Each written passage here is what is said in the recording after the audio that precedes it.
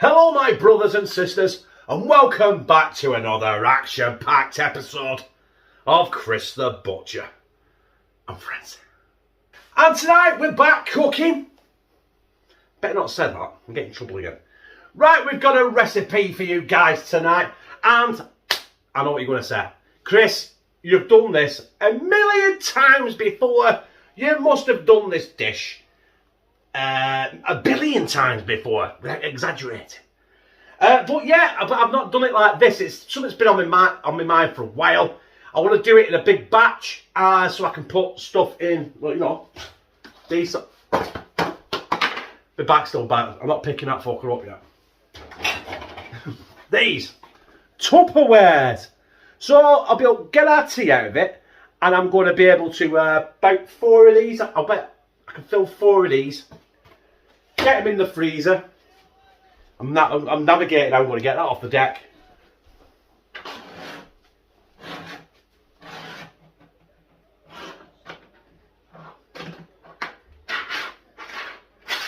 I'm fucking not, am I? I'll roll up the floor like a fucking walrus in about 5 minutes and get it. Yeah, I'm going to do corned beef hash. But when I've done a corned beef hash in the past, I've always used might have used mince with it. But today, I want to see how much I can make for how much it's cost, right? You can see it down there, right? I'm going to run through it with you now, what is there with a close-up. So we've got red onion, we've got some potatoes, we've got some corned beef, 4 tins of, rapeseed oil, Worcestershire sauce, lazy garlic and carrots. Now, all that together, minus the lazy garlic, the Worcestershire sauce and the rapeseed oil, come to 10 quid. Now, call it £1 for them. So this cost me £1.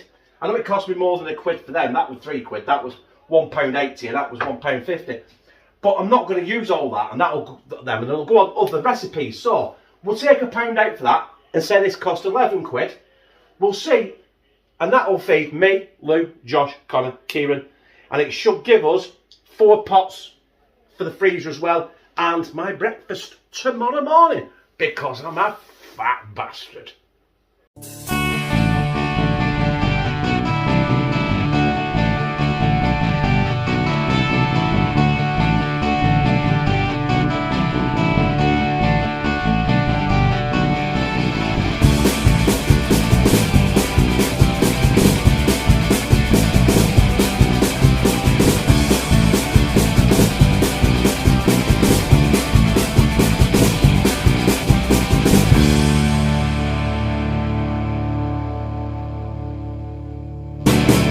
As you can see, I've got quite a bit of prepping to do.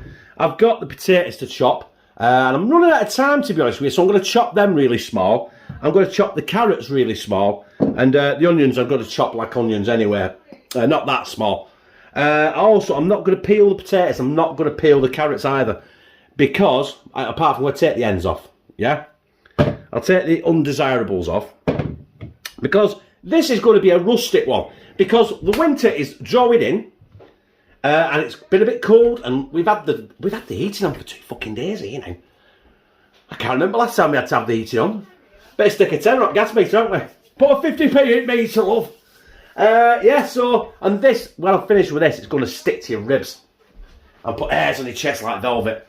I also forgot, I haven't done it yet, I've got 4 Bovril cubes in there, and that's going to be the stock for this as well.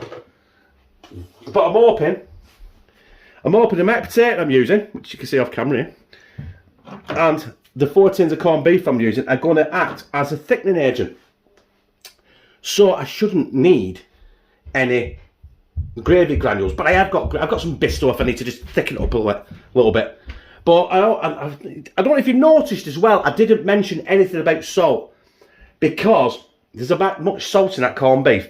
There'll be salt in the Bovril. I don't think I'm going to fucking need it. If I do, I can always add it. I can't take it away. Right, anyway, enough yakking. I've got a shitload of chopping to do, so I'll be back with you when I've done that.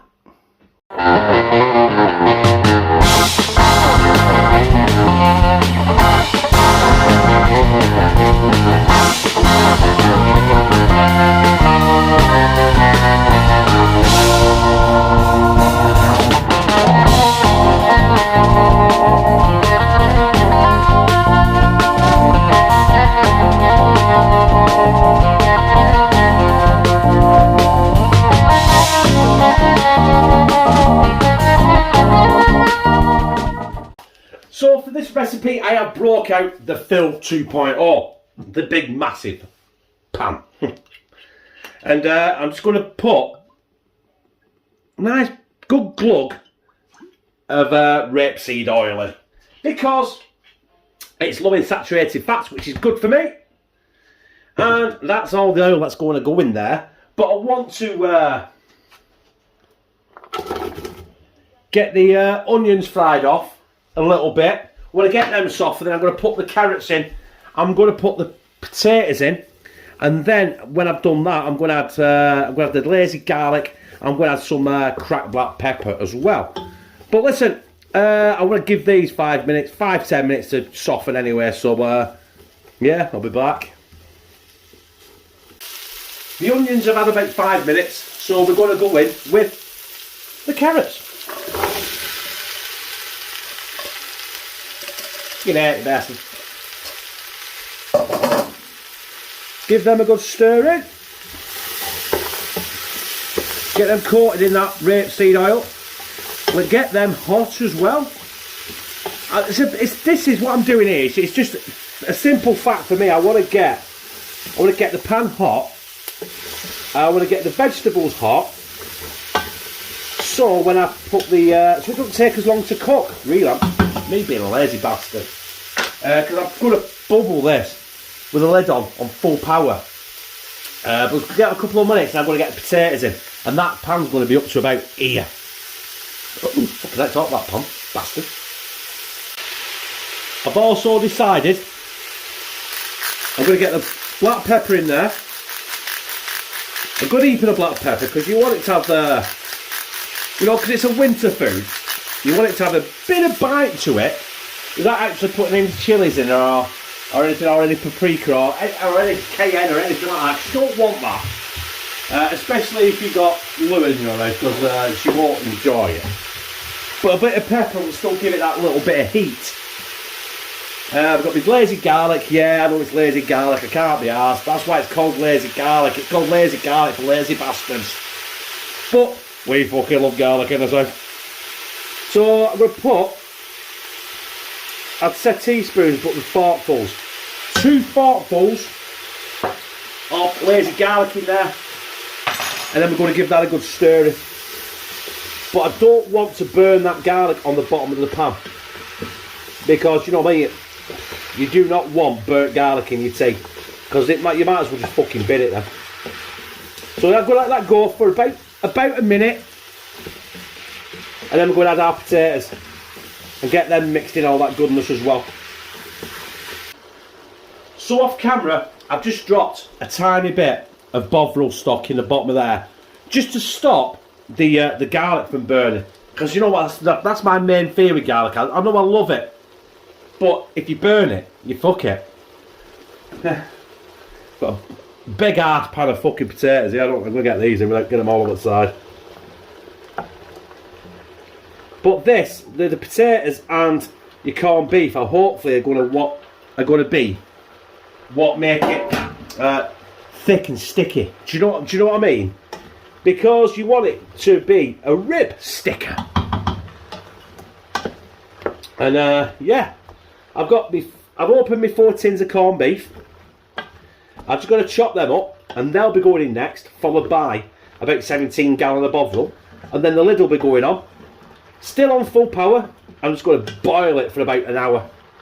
So basically, when your carrots are soft, your potatoes are soft, your tea is done. So we're ready for our corned beef. And I'm going to show you because I've got it on that tray there. Now, there was 4 tins there, I think, were they 340 grams each? It works out at 1.36 kilo, or just shy of 3 pound in weight of corned beef. But do you know what? If you're making something like a corned beef hash, you want the star of the show to be corned beef, don't you? Now, this is why compounded with a Bovril, why I've not put any salt in it. Because corned beef is laced with salt. Bovril stock, Bovril is laced with salt. So, if one thing this doesn't need is salt, And if it does, I can always add a bit, can't I? Now, it's going to be hard to mix this up, so what I'm going to do is, don't really need to mix the corned beef yet, because it will break down, it will dissolve, hopefully with the potatoes, and give it that rich thickness. But it's got to have the bovril on it. It's got to have the bovril. The markings have rubbed off my jug, so I can't even tell you what measurement of bovril I've got. But it's nigh on nearly a full jug full. So we're going to get that in. The bovril has cooled down a little bit, but it's still quite hot. I wanted it red hot really, but I made it about 15 minutes ago, so you know the residual heat of it has gone right down. And I'm hoping I've got enough there. If not, I can always add a bit of water, because there we are. Let's give it a quick stir.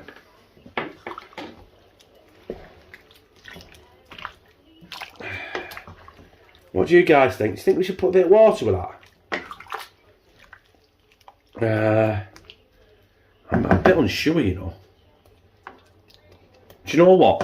I'm not doing right now, because I can always put water in. I don't really want to be, what they call it, reducing it later.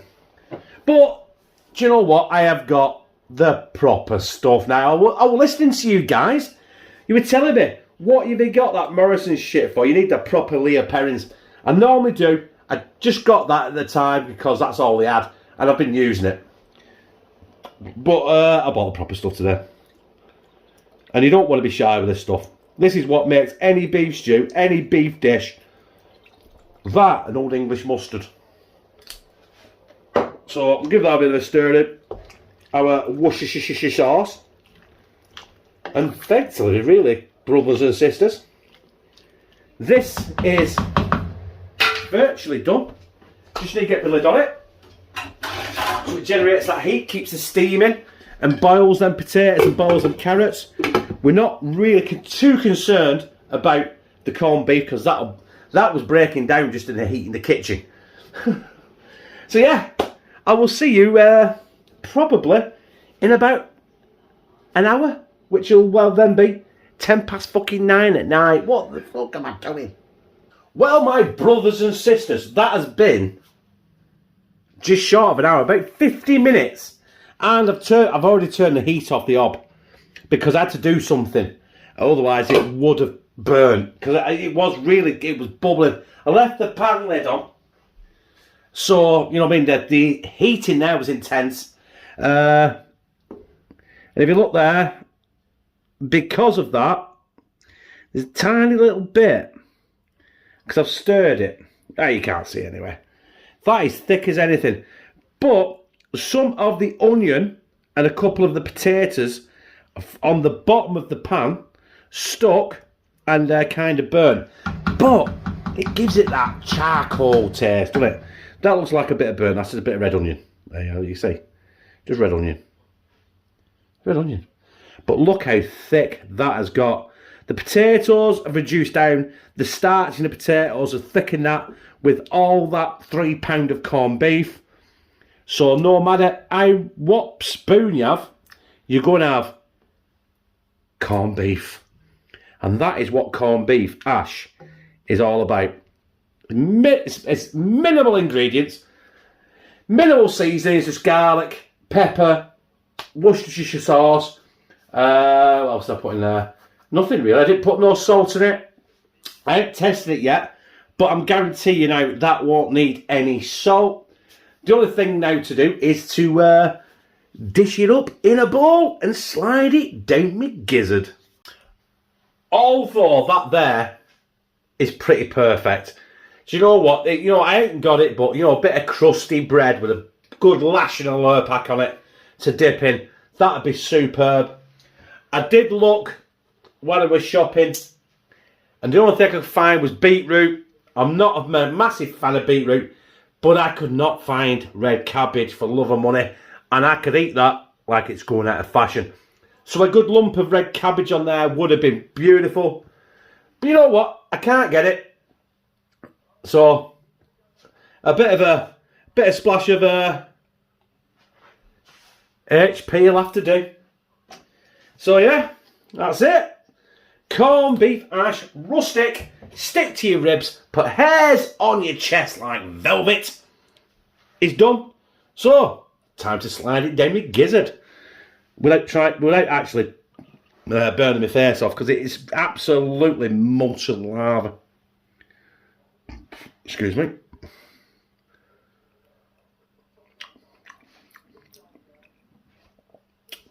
And I'll tell you now, I definitely made the right decision about not putting any extra salt in it. Because the salt level in that is absolutely superb.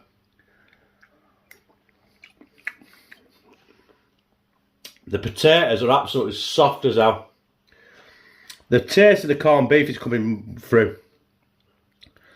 That HP. Honest to God, don't get daddies, don't get cheap. You've got to have HP brown sauce if you put it on anything. And that, my brothers and sisters, is a proper winter warmer.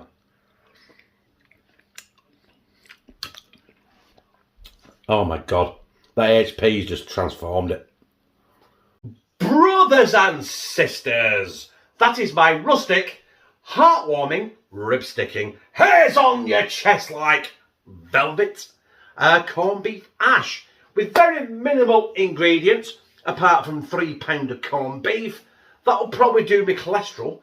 No, well, it's not going to do me any fucking good at all, is it? And the salt level in there was perfect. If I put extra salt in, I don't know what the fuck that is. I'm weaving.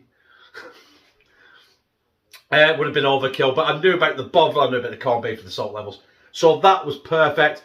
The kick from the pepper, do you know what? Probably could have done with a bit more pepper.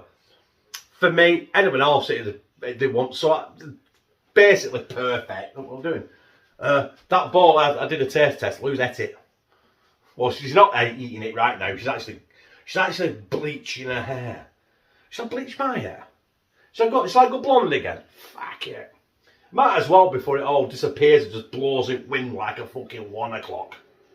Someone walking up to me going, make a wish.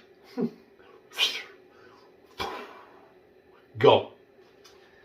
I don't even know where I'm up to there. I lost my train of thought. Yeah, proper winter warmer. Because winter is coming now. We've had the heating on for 2 days. And I'll be honest, I haven't slept for 2 days because it's been like a fucking oven in this house. But yeah, I loved that. If you like this, press like, comment, share in all your social media, and subscribe. Bah! I don't know why I do that, because I'm not actually pointing at anything. But I used to back in the day when I used to do my videos on the laptop or the PC. When I go subscribe,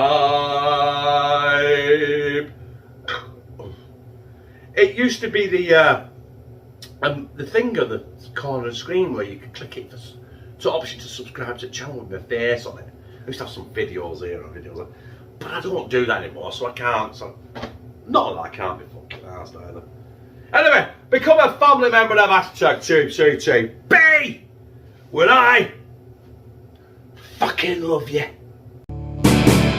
Ah, fucking hell.